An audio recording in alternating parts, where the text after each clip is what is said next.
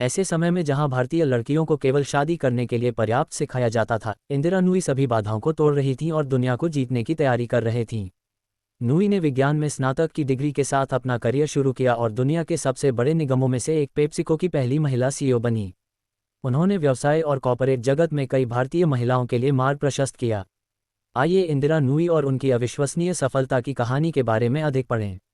इंदिरा नूई के बारे में।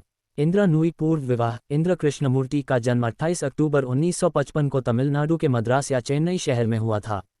वह एक प्रसिद्ध भारतीय अमेरिकी व्यवसायी हैं जिन्होंने बहुराष्ट्रीय निगम पेप्सिको के पूर्व अध्यक्ष 2007-19 और मुख्य कार्यकारी अधिकारी या सीईओ 2006-18 के रूप में कार्य किया है।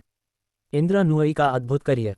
इंदिरा नूई ने कम उम्र में काम करना शुरू कर दिया था और उनमें जितना संभव हो उतना ज्ञान प्राप्त करने और जीवन को ऊंचा उठाने के लिए दृढ़ विश्वास था।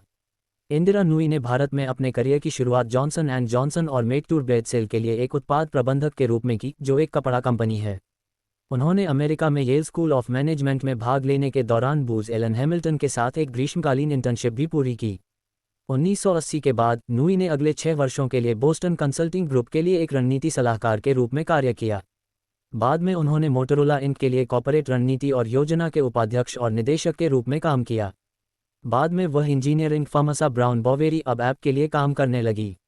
पेप्सिको। इंदिरा नूई 1994 में पेप्सिको में कॉर्पोरेट रणनीति और विकास के वरिष्ठ उपाध्यक्ष बने। वह 2001 में कंपनी के अध्यक्ष और मुख्य वित्तीय अधिकारी सीएफओ बने। अक्टूबर 2006 में उनकी कड़ी मेहनत, दूरदर्शिता, रणनीतिक संरेखण और व्यावसायिक अनुभव ने उन्हें जीत दिलाई। सीईओ का शीर्षक और अगले वर्ष वह बोर्ड की अध्यक्ष भी बनी। कंपनी के 42 साल के अस्तित्व में वह पेप्सिको की 5वीं अध्यक्ष और सीईओ थीं। ये कहते हुए कि नूई सॉफ्ट ड्रिंक और स्नैक फूड समूह का नेतृत्व करने वाली पहली महिला थीं और फॉर्चून 500 में केवल 11 महिला सीईओ में से एक थीं। दुनिया भर के कई उल्लेखनीय हस्तियों, संपादकों, कंपनी हितधारकों और रणनीतिकारों ने प्रशंसा की। वे अपनी क्षमताओं, साथ ही नए दृष्टिकोण को लेकर पेप्सिको में आईं। पेप्सिको की अपने प्रमुख शीतल पेय की बिक्री पर कम निर्भरता के साथ एक अच्छी तरह से संतुलित उपभोक्ता उत्पाद कंपनी होने की नीति नूई द्वारा जारी रखी गई थी। उन्होंने सख्ती के साथ विदेशी में भी कंपनी का विस्तार भी किया।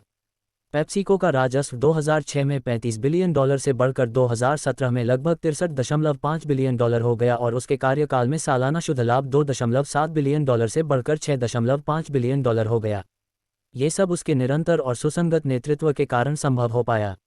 एक दशक से अधिक समय तक नूई ने पेप्सिको की वैश्विक रणनीति और परिवर्तन का नेतृत्व किया, जिसमें 1997 के त्रिकोण को शामिल किया गया, जिसे अब यम कहा जाता है।